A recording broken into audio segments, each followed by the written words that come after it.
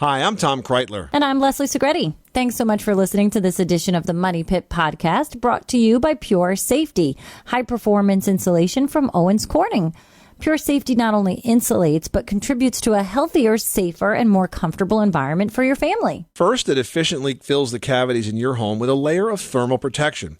Next, Pure Safety produces 50% less dust than some other insulation products, giving your family healthier air to breathe. Pure Safety is fire resistant, and that means extra minutes to escape to safety. And finally, Pure Safety reduces noise up to 50%. Pure Safety from Owens Corning, a single product that will enhance your family's health, safety, and comfort. Learn more at puresafetyinsulation.com.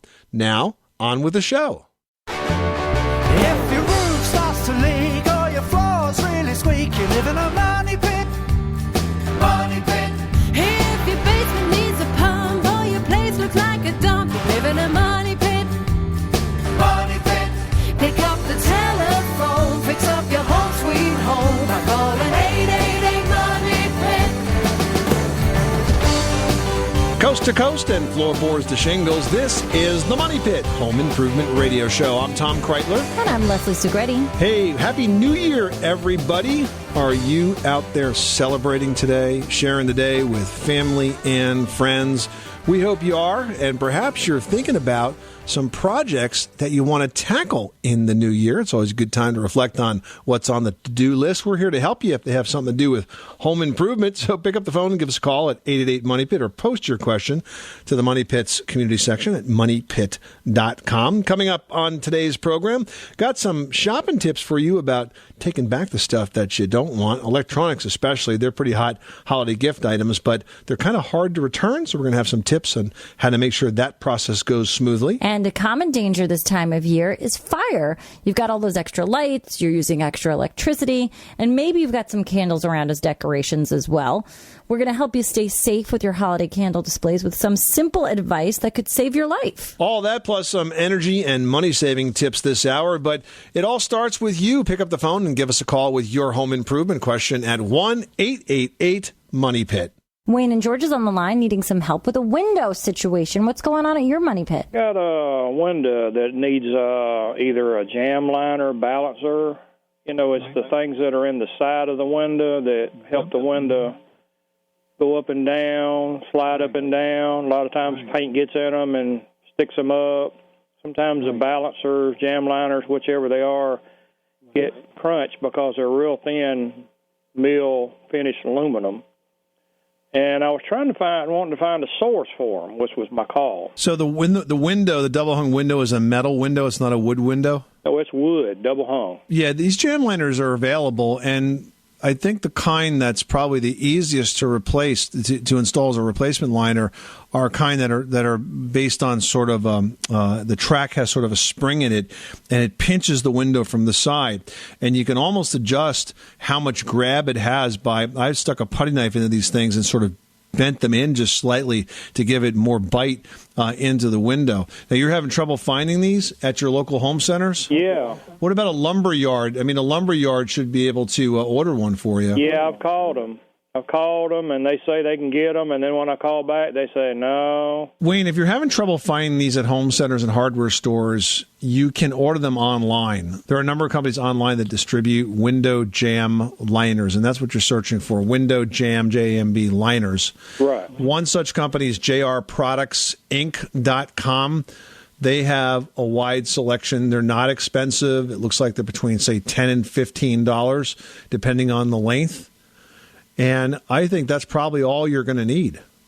I do see also that Lowe's sells them online, but I don't see them in the store. So you may also check Lowe's.com for window jam liners. I think if you search online for those companies, you should be good to go. Does that help you out? That helped me. All right, good luck with that project. Thanks so much for calling 1-888-MONEY-PIT. All right, now we've got Virginia in Pennsylvania on the line who's got a question for the Money Pit. How can we help you today? Well, I want to ask you what product or material to best use. I have an enclosed porch, but it's not insulated at all. And I'd like to know, the roof is a flat roof, and I have soffit for the ceiling. It's a pretty large area, and I'd like to know what product to use to put up in the ceiling to insulate it. I'm moving a washer and dryer up to that area. So you're kind of going to be using it year round. Is that what you're telling me? Yes. So how is it enclosed? I mean, are there regular solid walls to it, or is it? Well, it's connected to the back of the house, so that would be a solid wall.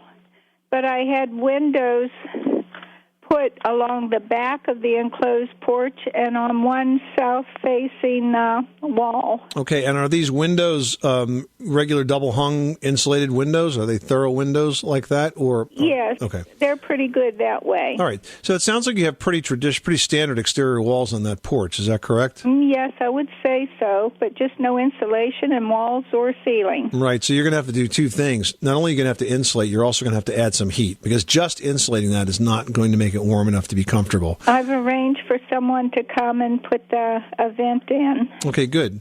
So that flat roof, really the type of insulation you put in there is going to depend on how much space you have to work with, but optimally you would want at least 10 inches of insulation in that roof. So it really depends on how deep the ceiling joists are and what you can work with. You would have to take the soffit material down to expose it and then get the insulation in there. You could use fiberglass, or you could use a product called stone wool, which is sort of another type of batt insulation that's fireproof and moisture resistant. You could also use foam insulation, spray foam, but that would be kind of an expensive project for a small area for you to do. But insulating that ceiling is a good first step. It doesn't sound like there's any opportunity to insulate the walls, so you're going to kind of be stuck with that the way it is now unless you take the walls apart and insulate the frame the way you would a traditional exterior wall. And then you're going to add heat to it. Now, you mentioned extending the supply registers. That's certainly one way to do it. The other thing that you could do is you could consider, this would be less expensive, putting in electric heater, a strip heater, across one wall, because you're probably only going to use it in the coldest months of the year. So that's another option. But you got to add heat and you got to insulate as best you can. That's not a space that was really designed to be a living space, so it's not easy to work with a place like that or a space like that. So you just do the best you can. Does that make sense? Okay. Thank you. All right. Good luck with that project. Thanks so much for calling us at 888-MONEY-PIT. Ken in Michigan's on the line and needs some help with a water softener. What can we do for you? Well, I've got a 22-year-old house that we built, and I had a contractor put the water softener in. And my question is, how do I go about cleaning it, or do I know that it's still working, or am I just throwing money away at salt and dumping it in? Well, if it wasn't working, you would probably notice a difference in your ability to use the water in terms of, whether it got soapy and just sort of felt right on your clothes and your hair and that sort of thing. In terms of cleaning it, there's quite a few steps involved. That's why most people have service companies that do this. But essentially you have to siphon or get rid of the water out of the brine tank. And you need to be careful where you put that, since it's so salty, it could damage, your lawn, your landscape. And then you have to clean it with a soapy water solution. And then generally you have to put a bleach solution after that and let it sit for a while so it kills any bacteria. And then you have to rinse that whole thing and put it all back together. So, there's kind of a lot of steps to it. And do you know who made this brine tank, what the manufacturer is? Because I'm thinking you might be able to find step-by-step instructions on their website. I just looked, and I couldn't find anything on the machine, and all I could find was said Pure Tech. And so I'm not sure who made it or where it came from. I had a contractor put it in about 22 years ago. I'm not even sure whether they're still in business or not. I'm not familiar with that brand, but if you jump online, I found a couple of references to the procedure for cleaning those tanks.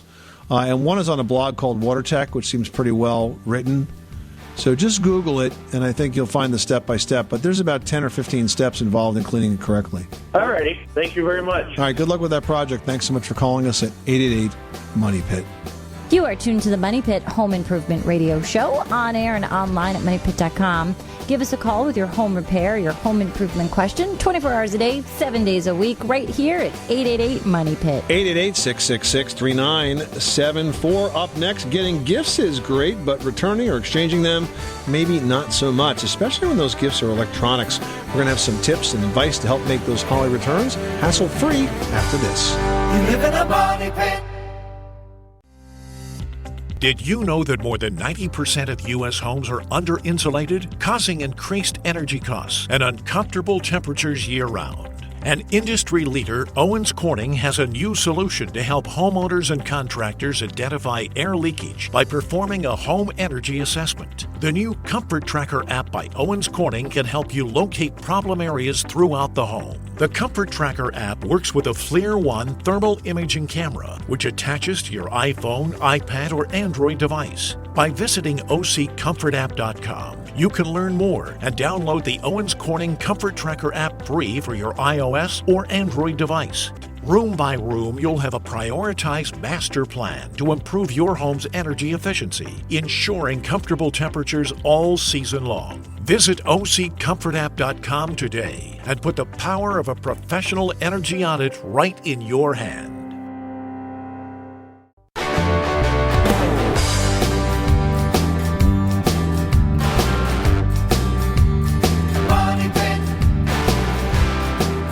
The Money Pit is presented by ClickStudios.com, the smarter way to a designer kitchen. Tell us more about your project at ClickStudios.com/radio and receive a free custom kitchen design. That's CLIQStudios.com/radio. Making good homes better. Welcome back to the Money Pit Home Improvement Radio Show. I'm Tom Kreitler. And I'm Leslie Segretti. Happy New Year, everybody. Hope that you are having an amazing holiday season. And if your 2017 is going to involve some home improvement projects, or maybe you want to reflect back on a project you did in 2016, give us a call right now at 1-888-MONEY-PIT. Leslie, you and I both tackled improvements this past year. You did some interior makeovers. Are you happy with those improvements in your home? You know, I'm so glad I did. I did some built-ins on either side of the fireplace towards the summertime, and I was surprised how sort of claiming some real estate on either side of the fireplace and making the windows smaller and doing these built-in cabinets. I thought maybe it was going to make the room feel smaller just because it's a smallish room. And it was the exact opposite. You know, it freed up so much clutter. It put it all away. So I wasn't looking at all the extra kid stuff. I painted everything white. So immediately the room felt taller and bigger. And it was, you know, more expensive than I anticipated, as most decor, right? You know, as most decor home improvement projects are. But I love it. I'm thrilled with it. You know, what about you? What did you do this year that you loved? Well, I think for us, what we really worked on was just some energy-saving home improvement projects. One that I did was I put in a new attic staircase that was a really well-made one that gave you a really good seal because it was always a constant source of drafts. And I hated the fact that it was always sort of rickety, so we put in a metal one that unfolded, and it was really stiff and strong. And when we snap it back shut, it's kind of like shutting a refrigerator door. So that was a great project that we tackled. That was kind of a weekend DIY kind of thing. But I tell you, all the projects that help you save money and save energy at this time of year are really the most popular because now is when we're paying those heating bills. So if that's a project on your to-do list moving into 2017, give us a call right now at 1-888-MONEY-PIT. Barbara in Texas is on the line with a brick question. What's going on? Well, I have brick around my house, and the mortar is coming out. Back when it was built around 40 years ago, they didn't put in enough of the cement so it would stay in. So I don't know if that's something I should attempt to try to fill in. I know matching the grout color is real important. What do y'all recommend? So do you have a lot of this to do, Barbara, or is this just sort of some minor repairs? There's quite a bit. Yeah, I wouldn't recommend you do it yourself. I'd have a mason do this because there is some technique to this. You have to mix up the mortar just right. It's got to be kind of sticky. And once it's laid in, it really takes a skilled hand to do it. So I would have a professional do that. I would not make that a do-it-yourself project. If it was, just some areas that were broken out and needed some minor fix, then I'd say okay.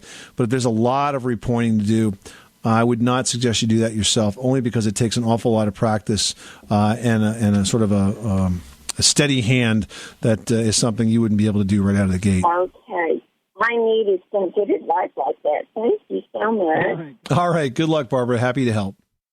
Well, you tried your best, but you ended up giving a gift that the recipient just can't use or maybe doesn't like. Well, it's disappointing, but even more so when the gift is an electronic item, which can be harder to return or exchange. But if you follow a few basic tips, returning unwanted tech gifts can be a little less stressful. Yep. So first off, you want to check the return windows in terms of timing. Many stores have regular return policies of 60 days or longer, but you often don't have that long of a time to return electronics. I had a very bad experience with Best Buy. We had ordered my mom a flat screen TV as a holiday gift a year or two ago, and it really didn't sit around very long, but considering the fact that we had ordered it a couple of weeks before the holiday and then we gave it to her around the holiday. Of course, we didn't always see her on Christmas Day, or it might have been a few days after that. And then by the time we opened it up, I found out that the screen was broken. I went to take it back to the store. Well, guess what? They told me we only had about, I think it was 3 weeks to bring that back. And I'm like, well, seriously? Just open the box up and it was broken. What am I supposed to do? It's like, sorry, that's our policy. I was like, oh man, I was really annoyed. So I put up a bit of a stink, and eventually they relented and took it back. But you got to be careful with stuff like that, because some retailers are going to have some pretty abusive policies when it comes to electronic returns. So pay attention to the time that you have to return stuff when you're buying it, because that's the time you need to know about it. Roger in Alaska's on the line with an insulation question. What can we do for you? My wife and I were living the dream up here in Alaska. We bought an old bed and breakfast on the hillside, and we did a great energy audit. On the main house. The problem is the master bedroom is like an add-on over the garage, and we couldn't access the attic when we insulated the attic of the main part of the house.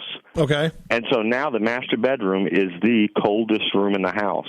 Yeah, I bet. And one thing I'm thinking about doing is it's got a high ceiling, and I'd like to foam board the ceiling and then put instead of that sheetrock cover the sheetrock with foam board, and then do a wood covering. And I'm wondering, do I need to be concerned about the vapor barrier? And two is, should I cut a hole in that ceiling and stick my head in there and see what it's got in there before, as I'm going to cover it anyway. So this high ceiling, is it a high flat ceiling or is it a cathedral ceiling? Cathedral. So it's probably attached to the bottom of the rafters then, correct? I think it is. So that means you really don't have very much insulation at all.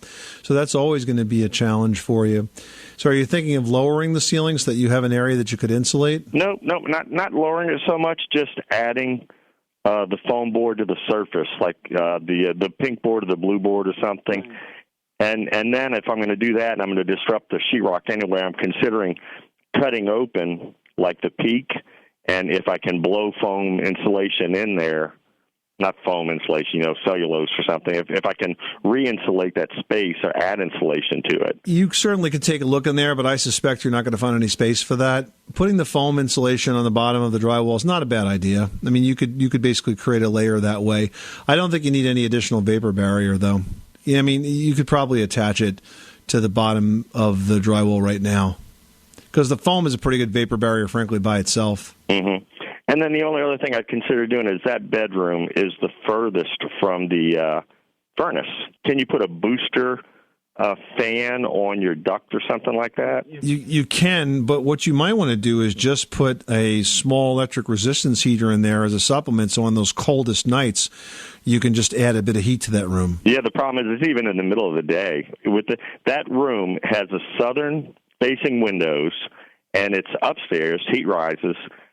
In the middle of the day, that room, I'm just concerned. I guess I really need somebody to take a good look at it with the infrared guns or something to see where we're losing heat at. I think that's probably a good idea.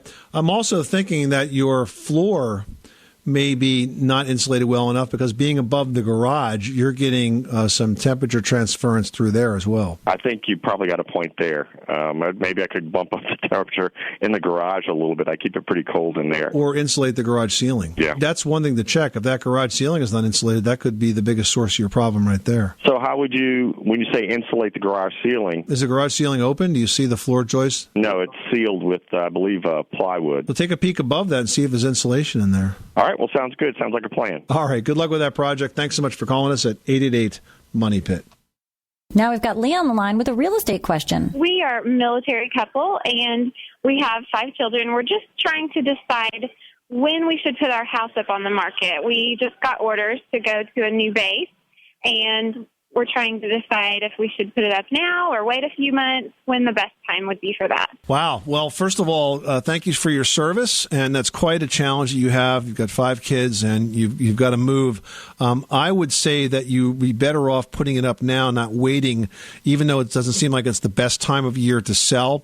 A bird in the hand is worth 2 in the bush, as my dad always used to say. And if you can sell that house now, rather than risk not having it sold by the time it's time for you to move, that's the best possible scenario. If you find a buyer that's really cooperative, they might even be able to extend the closing date to give you the time that you need to get to the new base. But I guess if I was faced with that scenario, I would probably try to get the home on the market as quickly as possible. Okay. Sounds good. Thank you. You're very welcome. Good luck with that project. Thanks so much for calling us at 888-MONEY-PIT. Hey, do you want to know how to prevent a holiday fire? Well, display your candles safely. That's the easiest fix. We're going to share a recommendation on super bright candles that won't burn you or your house after this. 888-MONEY-PIT.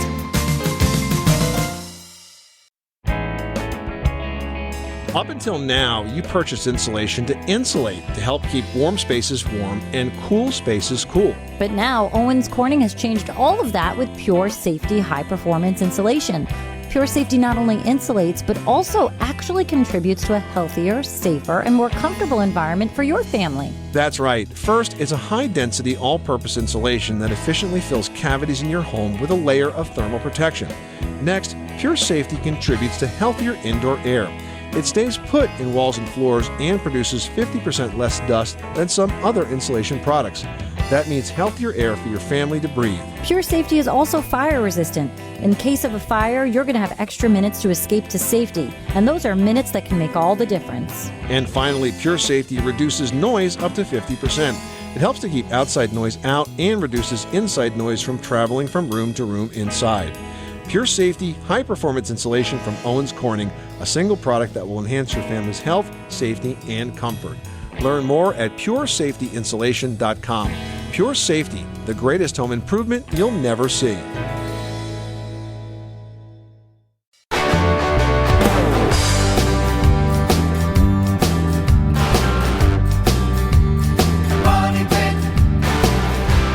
Making good homes better. Welcome back to the Money Pit Home Improvement Radio Show. I'm Tom Kreitler. And I'm Leslie Segretti. Give us a call right now at 888-MONEY-PIT or post your question online to the Money Pit's Facebook page at facebook.com/themoneypit.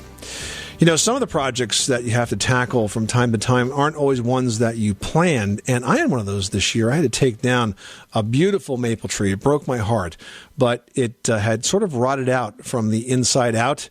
And I went out one day to find a large limb resting right on top of the main electrical wire that was feeding our house. Oh, that's a disaster. You know, and that just caught my attention. And then as I looked further, I was like, it just kept getting worse. But what I was really impressed with was how efficiently a professional arborist can take a tree apart, especially one that's hard to get to. It's amazing, isn't it? It really is. I mean, this is a tree that was on the side of our house, and there's a road, and then there's another house and a fence on the other side of the road, and it was way too big to, kind of go all lumberjack on you and cut it and let the thing fall. So they basically disassembled it from the top down using like a bucket truck and a chainsaw and a crane. And I've seen it where it's like a dude with a rope and then the chainsaw on the rope, and it's like everything is swinging from the chain. It's crazy. It's everything you tell everybody else that uses tools not to do. But these guys do it every single day, and they're really good at it.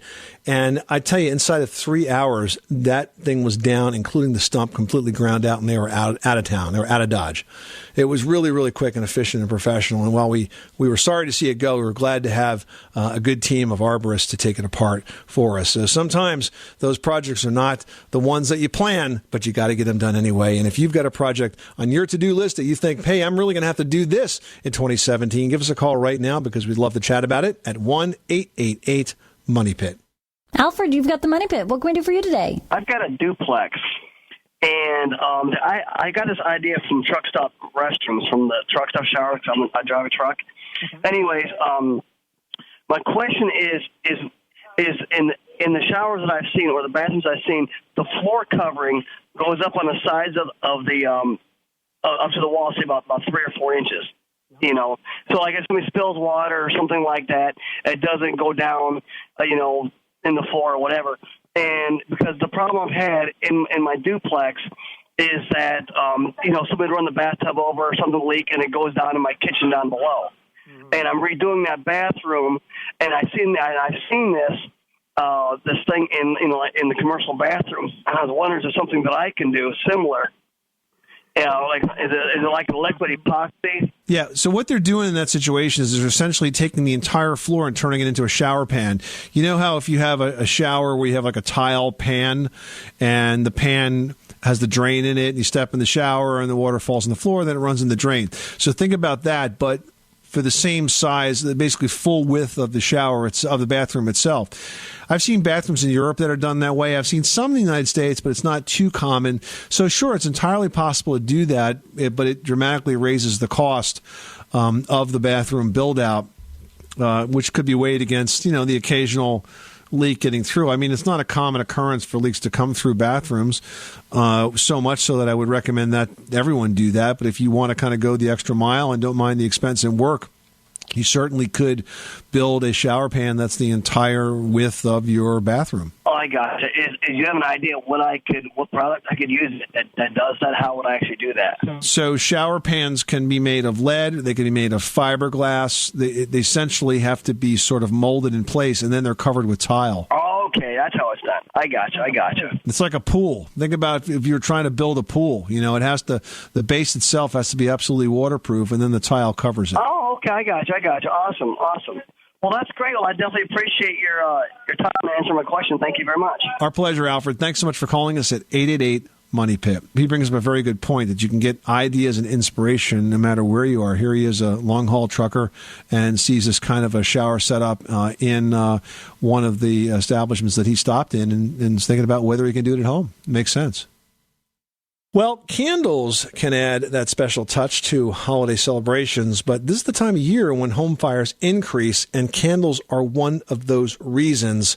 So it pays to always be safe and never leave candles burning in a room that's unattended or overnight, and always keep them away from anything flammable. And the problem is this time of year, you're moving stuff all over your house, so it's easy to get a situation where it is near something flammable, so just be really careful with candles. Yeah, another thing I think people forget is that it's a really good idea to trim your candle wicks. You want them to be about 1/4 inch long before you use them each time.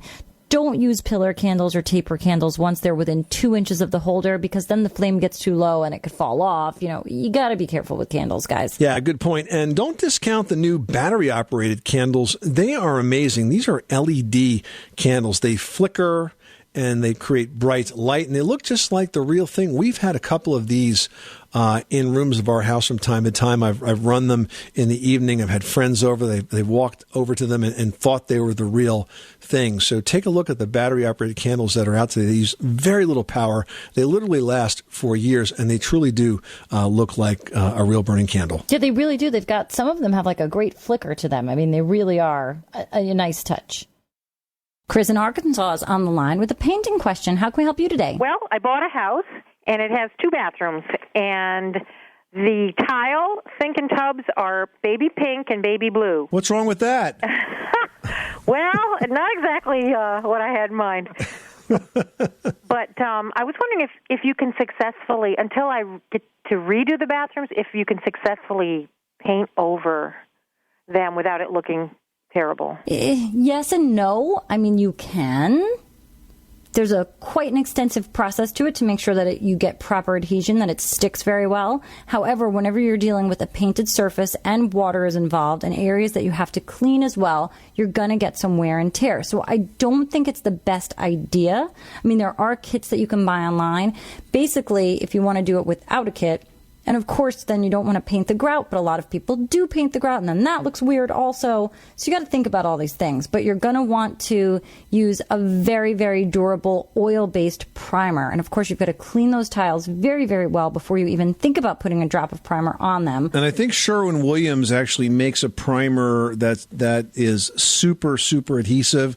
And the reason I know about this is because the way they demoed it was by painting it on tile and then putting a second layer of paint on it. But even though it's a really adhesive paint, I agree with you completely that eventually, in a very short period of time, especially if you're cleaning the surface, you're going to start wearing through it. Okay. And like I said, not knowing if I could or not, I just was, thinking if I could buy myself some time and just paint it until I can redo. Or maybe it's sounding like I should just wait till I can redo. Well, the bad news about those old tile bathrooms is that they have, these very traditional, like 1960s like colors. The good news is that the tile quality is usually really good, and the way it's installed is really solid. And that's why, if at all possible, maybe you could think about decorating around this tile. So you said you have, is it pink and blue? Yes. With the pink, I think we're seeing such a big trend in pink really making a comeback in bathroom spaces. You could go overload on the pink. You can add in florals. You can add in different tones of pinks. You can sort of tone it down with neutral beiges and grays and hints of gold and sort of make it like glamorous and more girly. There are ways you can do that. Blue tile, I feel like, it's just a poor choice. Blue tile is blue tile. I totally agree with you. Maybe everything else goes like super clean, but I just feel like if you attempt to paint the tile, you're going to be sad in the long run. It will perhaps motivate you to do the permanent work more quickly. Okay. Well, exactly that, and that's why I called. I just wasn't sure if there was some miracle cure that hey, this works great or not. And I am trying my best at decorating around, but the pink, yes, has worked better than the blue. At least we solved half the problem, Christine. I appreciate it. I appreciate it so much. Good luck with that project. Thanks so much for calling us at 888-MONEY-PIT. Up next, want to cut 10% off your heating bill? Well, you can do this with one simple step, and it's free. We'll share that tip after this. You live in a money pit.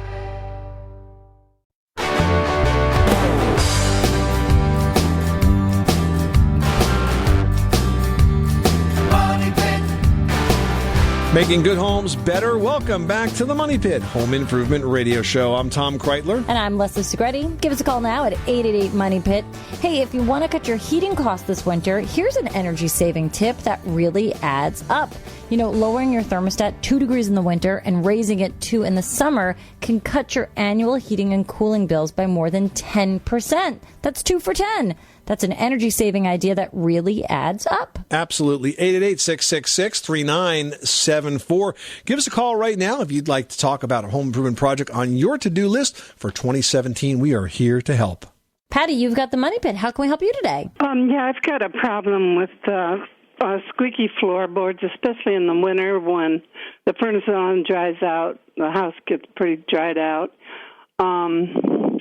I've heard suggestions of going under the house with some shims to try to solve the problem that way. I didn't know if there might be a better solution. Sure. There's lots of ways to address this. So, Patty, what kind of floor are we talking about here? Are we talking about like a hardwood floor, or is this like the flooring under carpet? Flooring under the carpet. Okay. All right. So the flooring under the carpet. So the tough thing here is that the carpet is in between you and the solution. The reason that's happening, and one more question, how old is your house? Probably about 27 years old. So you probably have plywood floors. They most likely were put in with a type of a nail that's called a cooler. And the reason it's called a cooler is because it's rosin coated or glue coated. And when the carpenters drive that nail through the plywood into the floor joist, theoretically, the rosin is supposed to melt, and then when the nail stops, it sort of freezes in place. But in actuality, that doesn't happen all the time.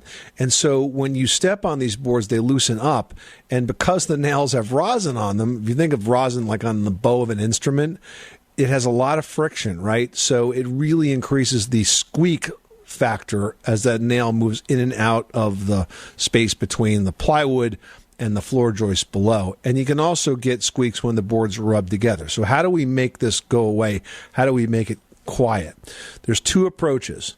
First of all, if you want to try to silence a squeak and not remove your carpet, what you can do is identify the place where the floor is loose and it's on top of a floor joist.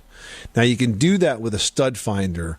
Stanley Tools has lots of different stud finders that are anywhere from a few dollars to $25 or $30, and it can tell you exactly by sort of looking through that carpet when you're over a floor joist.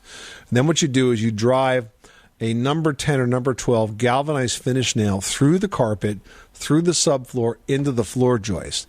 Now, when you finish driving it, it'll look sort of like the carpet is like dimpled in, but you can pull that carpet nap and pop it sort of right through the nail head, and it will sort of disappear below the carpet that way. If you do that in a couple of places, you'll quiet down that spot because you'll be basically securing down that loose subfloor to the floor joist below. But the best way to do this is to pull up the carpet, and then what you would do is you would get case-hardened screws that are put in place with a drill with a screwdriver tip on it, and basically shoot these screws in about 4 or 5 of them across every 4-foot depth of the plywood into the floor joist below. This will lock that floor down, and it will never, ever pull up again, and you'll get rid of 90% of the squeaks. There's probably going to be 1 or 2 somewhere that you can't get rid of, but for the most part, you'll get rid of them completely. The idea of going under the floor and shimming has to do with the idea of going under and looking for little gaps perhaps between the plywood and the floor joist. And it can work in certain circumstances, but it's certainly not a comprehensive approach. If you did do that, what I would do is I would insert shims with construction adhesive on both sides of it so it kind of glued in place. But really, what you really want to do here is secure that plywood floor down to the floor joist better because it's loosened up over the years, and that'll make your squeaks disappear. Does that make sense? Yeah, you said galvanized nails and what length or what? Yeah, number 10 or 12 galvanized finish nails. And if you look up on our website how to silence a squeaky floor, you'll get the instructions there as well. Oh, okay. All right. Well, thank you so much. I really appreciate your help. You're welcome, Patty. Good luck with that project. Well, getting the house all Christmassy is super fun. Getting it back to normal, not so much. Coming up, storage and organizing tips that will help make this chore productive and efficient. You live in a money pit.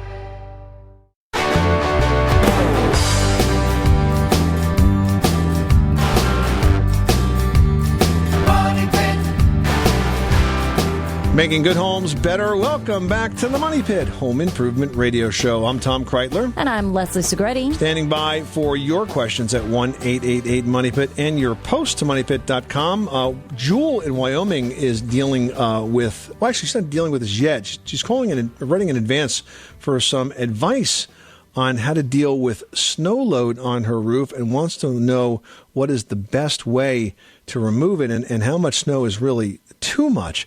You know, the problem with snow on a roof is not as much the snow when it first falls. It's what happens when it starts to melt, right?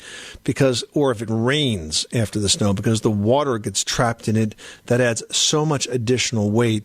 So if you have a very heavy snowfall, the best thing to do is to get it off your roof. And the simple way to do that, believe it or not, there is a simple way, is with a handy tool called a snow rake. Now, this is not the kind of rake that you see in most home improvement stores. It's one that if you live in an area where they're used to having a lot of snow, certainly you'll have them there.